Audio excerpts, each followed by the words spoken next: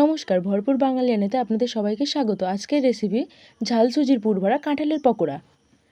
প্রথমে কড়াইতে সাদা তেল গরম করতে দিয়ে তাতে কারি পাতা ফোড়ন দিয়ে পেঁয়াজ কুচি, কাঁচা লঙ্কা কুচি দিয়ে একটু ভেজে নিয়ে তাতে পরিমাণ মতো হলুদ গুঁড়ো, স্বাদ মতো লবণ ও অল্প পরিমাণ লঙ্কা গুঁড়ো দিয়ে আর একটু ভালো করে নাড়িয়ে নিয়ে এক বাটি পরিমাণ ভাজা সুজি দিয়ে আর একটু ভালো করে নাড়িয়ে অল্প পরিমাণ জল দিয়ে আরও কিছুক্ষণ নাড়িয়ে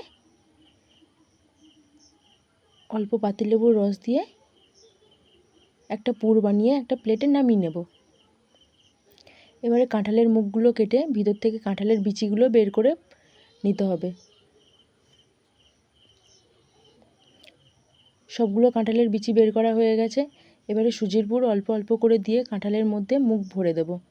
এবারে একটা বাটিতে বেসন নিয়ে তাতে অল্প পরিমাণ চালের গুঁড়ো, পরিমাণ মতো হলুদ গুঁড়ো, লঙ্কা গুঁড়ো ও স্বাদ মতো লবণ দিয়ে আর কিছুটা পরিমাণ কালো জিরে দিয়ে ভালো করে মিশিয়ে নিয়ে অল্প অল্প পরিমাণ জল দিয়ে ব্যাটার আমাদের রেডি।